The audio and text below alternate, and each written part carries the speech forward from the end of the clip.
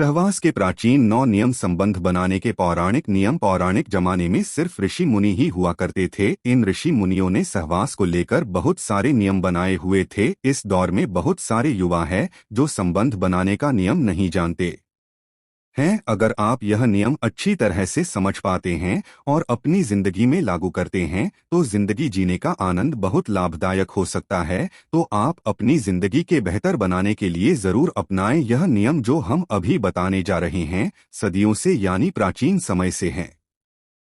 आवास को पूजा जाता रहा है, चाहे फिर वो सतयुग हो या फिर कलयुग। दोस्तों, हर युग में संबंध बनाने को लेकर अलग अलग मत रहे हैं। पति और पत्नी के बीच सहवास सिर्फ रिश्तों को मजबूत बनाए रखने का एक आधार होता है, बशर्ते कि उसमें प्रेम हो, काम वासना नहीं। ज्यादा काम बस में डूबे हुए इंसान कभी अच्छे प्रेमिका या पत्नी नहीं हो सकते। वहीं देखा जाए तो प्राचीन समय में शारीरिक संबंध बनाने की प्रक्रिया को काफी पवित्र समझा जाता था। ऐसा शास्त्रों में कई प्रमाण देखने को मिल जाएगा। उस समय के लोग ज्यादा खुले विचारों के थे और काम से जुड़ी हर समय क्या पर बेझिझक बात करते थे।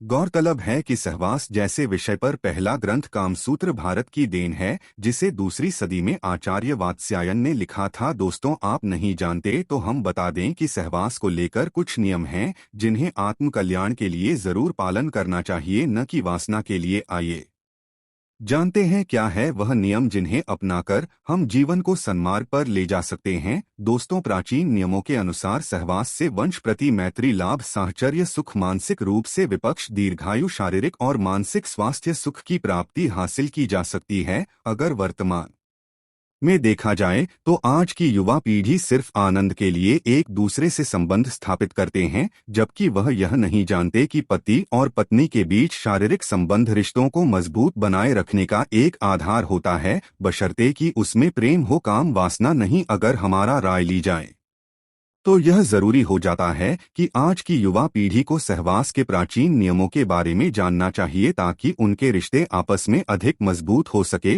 और उन्हें एक संस्कारवान संतान की प्राप्ति हो। धर्म पर शोध कर रहे और करने वाली जाने माने इतिहासकार मधु खन्ना ने बीबीसी को बताया, क्या भारत के बनने से संबंधित दर्शन के अनुसार ब्रह्मांड लौकिक इच्छा से बनाया गया था और कामुकता को पवित्र माना गया था। कामुकता के बारे में सबसे विस्तृत मानी जाने वाली किताब कामसूत्र तीसरी सदी में लिखी गई थी और यह किताब प्राचीन भारत के बारे में बहुत कुछ दर्शाता है।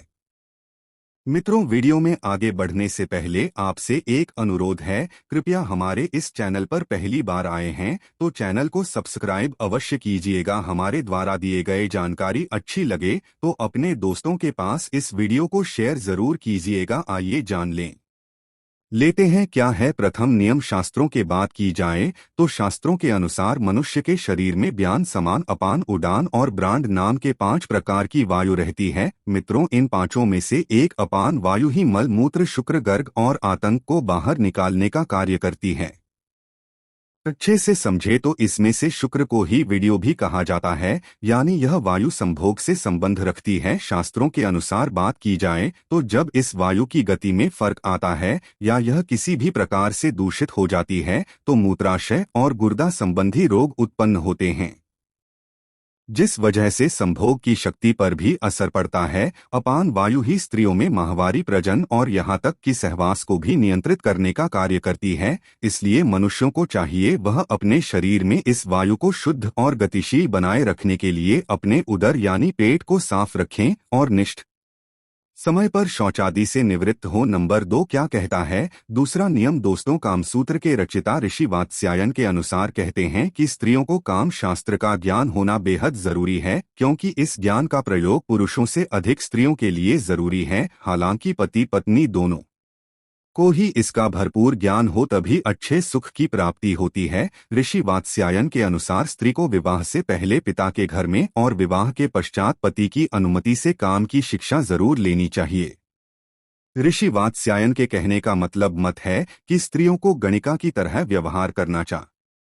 इससे दाम्पत्य जीवन में स्थिरता बनी रहती है और पति अन्य स्त्रियों की ओर आकर्षित नहीं हो पाता है तथा पत्नी के साथ उसके मधुर संबंध बने रहते हैं। इसलिए स्त्रियों को सहवास का ज्ञान होना आवश्यक है ताकि वह काम कला में निपुण हो सके और पति को अपने प्रेमपाश में बांध कर रख सके। ऐसा करने से पति पत्नी के रिश्ते में मधुरता बनी रहती है और रिश्ते मजबूत बना रहता है। दोस्तों, आप सोच रहे होंगे कि स्त्री आखिर सहवास का शिक्षा किससे ले सकती है, तो हम आपको बता दें कि आचार्य वात्स्यायन के अनुसार एक कन्या के लिए सहवास की शिक्षा देने वाले विश्व वसनीय व्यक्ति हो सकते हैं, जैसे दाई बड़ी बहन विश्वासपात्र सेविका की ऐसी कन्या जो साथ में खेली हो और विवाहित होने के पश्चात पुरुष समागम से परिचित हो, जैसे उसके कोई फ्रेंड, पास के कोई रिश्तेदार, विवाहिता सखी, हमउम्र मौसी या बड़ी बहन, अधेड़ या बुढ़िया दासी, ननदिया भाभी हो सकता है, जिसे संभोग का आनंद प्राप्त हो चुका हो। उसका स्पष्ट बोलने और मधुर बोलने वाली होना जरूरी हो ताकि वह काम का सही ज्ञान दे सके। क्या है तीसरा नियम? हिंदू शास्त्रों के अनुसार पति पत्नी को रविवार, अमावस्या, पूर्णिमा, चतुर्थी, अष्टमी, संधिकाल,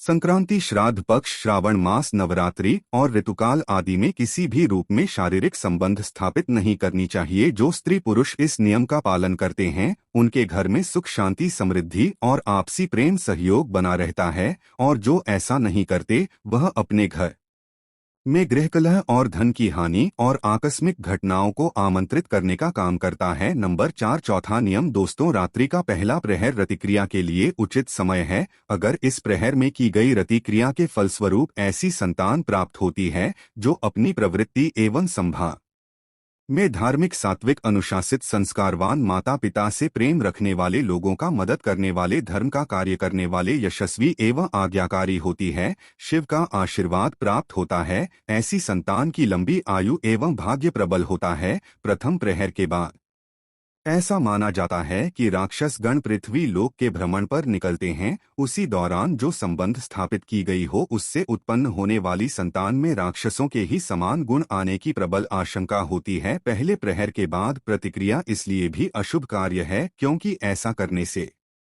शरीर को कई रोग घेर लेते हैं, व्यक्ति अनिद्रा, मानसिक क्लेश, थकान का शिकार हो सकता है एवं माना जाता है कि भाग्य भी उससे रूठ जाता है। तो काफी सोच समझकर आपको गर्भधारण करना है। पंचम नियम। हिंदू प्राचीन ग्रंथ आयुर्वेद के अनुसार बताया गया है, किसी भी पुरुष को स्त्री के मासिक धर्म के दौरान या किसी रोग संक्रमण होने पर उसके साथ संबंध नहीं बनाना चाहिए। शास्त्रों में यह भी बताया गया है कि यदि वह खुद को संक्रमण या जीवाणुओं से बचाना चाहता है तो सहवास के पहले और बाद में कुछ स्वच्छता नियमों का पालन करना चाहिए। नंबर इन सब के अलावा हिंदू धर्म शास्त्रों में यह भी बताया गया है कि पवित्र स्थान माने जाने वाले वृक्षों के नीचे, सार्वजनिक स्थानों, चौराहों, उद्यान, श्मशान घाट व स्थल, औषधालय, मंदिर, गुरु और अध्यापक के निवास स्थान में सहवास नहीं करना चाहिए। यदि कोई व्यक्ति ऐसा करता है तो शास्त्रानुसार उसको इसका बुरा परिणाम भुगतना पड़ता है। कहते हैं इन सभी जगह पर ईश्वर का वास होता है। सातवें नियम। हिंदू धर्म शास्त्रों में यह भी बताया गया है कि किसी भी पुरुष को अपनी पत्नी के साथ गर्भकाल के दौरान सहवास नहीं करना चाहिए। दोस्तों, गए गर्भकाल में संभोगरत होते हैं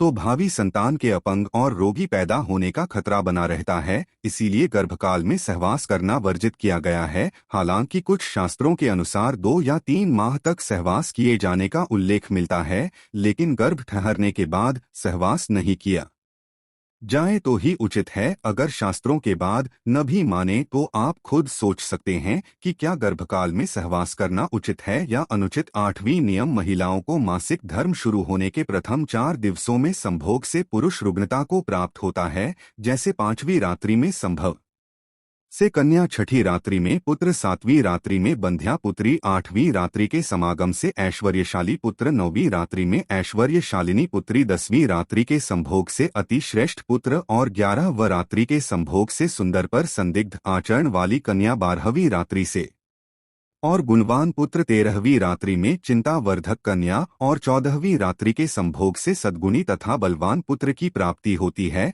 वैसे ही 15वीं रात्रि के संभोग से लक्ष्मी स्वरूपा पुत्री और 16वीं रात्रि के संभोग से गर्भाधान होने पर सर्वज्ञ पुत्र संतान की प्राप्ति होती है दोस्तों। इसके बाद की अक्सर गर्भ नहीं ठहरता। नंबर 9 नियम शास्त्र सम्मत है कि सुंदर दीर्घायु और स्वस्थ संतान के लिए दांत ग्रहण, सूर्योदय एवं सूर्यास्त काल, निधन नक्षत्र, रिक्ता तिथि, दिवाकाल, भद्रा पूर्वकाल, अमावस्या, श्राद्ध के दिन, गंध केथी गंध नक्षत्र तथा 8वें चंद्रमा का त्याग करके शुभ मुहूर्त में संबंध स्थापित करना चाहिए। गर्भाधान के समय गोचर में पति पत्नी के केंद्र एवं त्रिकोण में शुभ ग्रह हों। तीसरे, छठे, 11वें घरों में ग्रह लग्न पर मंगल, गुरु इत्यादि शुभ कारक ग्रहों की दृष्टि हो और मासिक धर्म